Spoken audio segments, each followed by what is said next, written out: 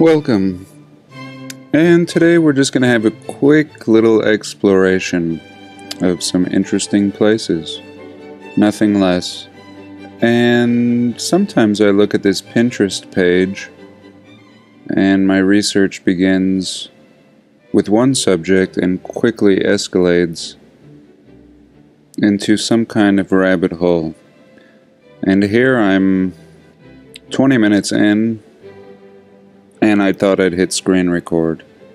Now this is an arch in Libya, in the city of Leptis Magna, and just an amazing work of art.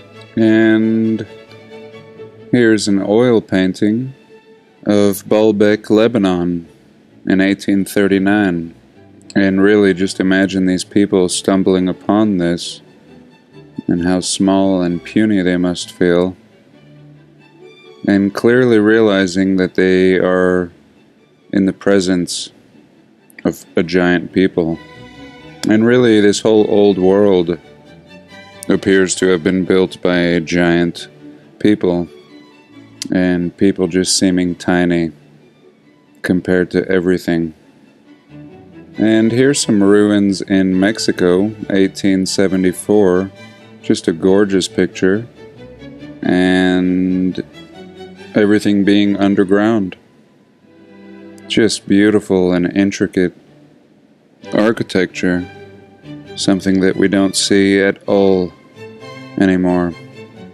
Clearly a great people. And this is a first for me. Absolutely amazing, and no idea as to why they built this way, and I imagine that it has more to do with function than it does beauty, although it's absolutely beautiful. And more of these patterns, I mean, just things I've never seen. These are absolutely impressive, and it's one thing to make a beautiful block work that fits together so perfectly, but to have these kind of designs is another thing entirely, and a lot of it being below ground level. And today I'm just realizing that I've seen nothing, and I've seen more than most people, and yet have seen nothing. You know, we have our popular places mapped out in our minds. We think we know what exists in some part of the world, and then it all changes. And just when we think it can't get any better, it does. And very deep are the rabbit holes when we decide to take a plunge. I've never seen these towers before. Just remarkable. With trees on top, and just an amazing artificial island. And originally I was peeking at the San Francisco World's Fair. Never really seemed to get enough of it. This building was torn down, but this one remains. And this one being one of the greatest proofs that these buildings were not temporary, but very permanent indeed. And now I'm remembering where this all started. I was looking into the floating building, and here being the World's Fair, the temporary city, and being one of the more beautiful cities in the world. Only made for a short couple years to be destroyed, but my favorite part, most recently, was the floating building that I featured in a video recently. And it was a replica of a building in Ohio, a 1,000-ton building, successfully moved. 2 tugboats will tow the building to its new site. The undertaking is regarded as one of the most unusual engineering features. The building is 131 feet long, 80 feet wide, and 43 feet high. And here it is. I'm not sure when this picture was taken. If this is at its new location, I don't think so. really seeming like this is here already. And perhaps this World's Fair was built around it. I don't know. Here's another little look at it floating. And here's a nice little look at the St. Louis World's Fair in 1904. St. Louis, Missouri. This would be a fun one to get into.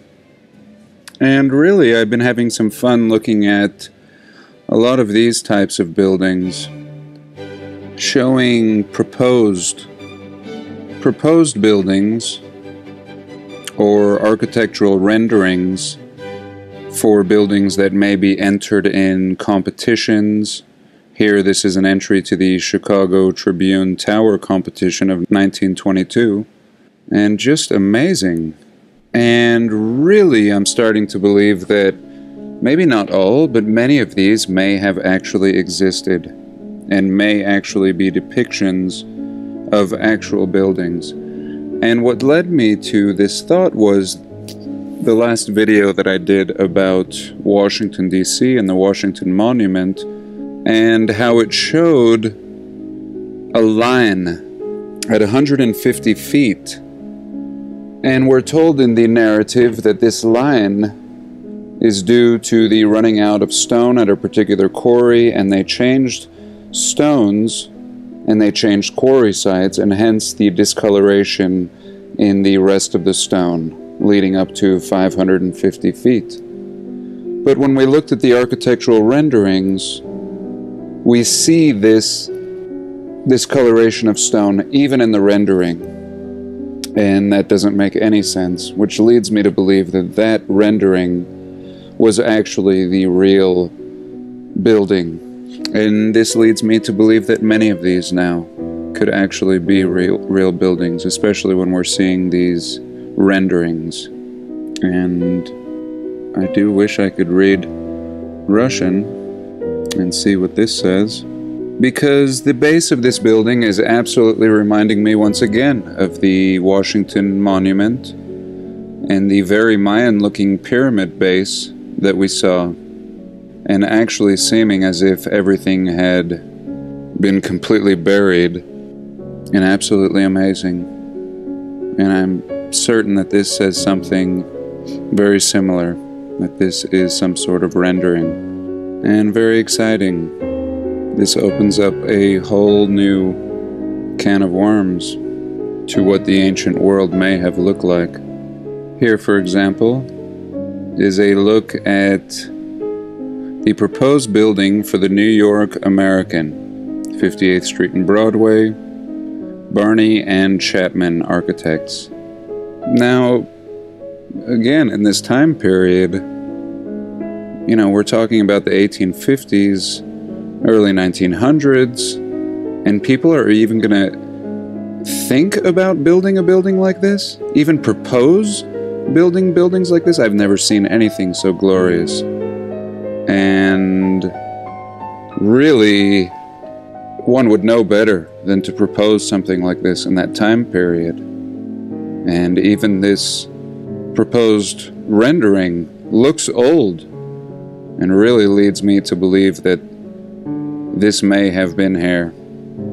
Because nobody, no American, in an early time period, with the story that we're given, is going to consider building something like this only 100 years after the inception or supposed arrival of the Pilgrims. Just mind-blowing. In the Cathedral of Learning, the University of Pittsburgh, Pennsylvania. Just amazing, and again looking old. Not sure what the backstory is, and it actually seems like a very old photograph. Just beautiful. And here, I believe, was a proposed Eiffel Tower. Again, we have to question proposed or actuality. We do know that a lot of these things were removed. We do see pictures of these existing along the edge here, these kind of little mini domes, and then we see pictures of them being removed. I mean, they're not here in present time. And how much more could have been here? We do see the glorious building in the back here that once existed. And here's a really cool one. The competition for the municipal building in New York, Howell and Stokes Architects. The municipal building, merely the proposition. And again, these architects really seem to give their renderings a very old looking feel. Really, the top here seeming as if it's actuality, and as we move further down, looks more like a rendering. Not sure, only posing the question. Rendering or not. And forgive me, I think this was a World's Fair building as well. I forget where. I didn't save the picture, but seeming very Phoenician and seeming very permanent. And lastly, I just wanted to share this little article on this bust that was dug up in a rural town. There was a man digging with his backhoe behind his house when he hit a marble bust that had been there for quite a while. The man was shocked as it looked like some old ruin from a Roman villa, than something that you would find in a backyard in Maine. They asked the Brownfield Historical Society, but they knew nothing about it. Nobody predominant ever lived in the house, which dates back to the 1830s, and really has stumped the entire town. You know, something that he dug in his backyard about 30 feet under, and nobody knows anything about it. The historians, and this has made mainstream news, and nobody has a clue. And then I was watching a little episode of Flat Earth British, an episode about the controllers, and here it is. And we see Martin showing many of these characters, and here the guy's nose seems to have been busted off, but seeming very similar to me. And really, you be the judge. Seeming like this same guy, and I don't know, but since nobody knows, I thought I would share. Who is this man? Found in the Americas, 30 feet under the ground in a rural area. Really begs for a little more investigation, but I thought I would just share it real quick. See what your thoughts are. Maybe if you know who this man is. So that's it for today. I do wish I could share more, but that's it for today. I do hope you enjoyed, and have a blessed day. Please like, comment, and subscribe.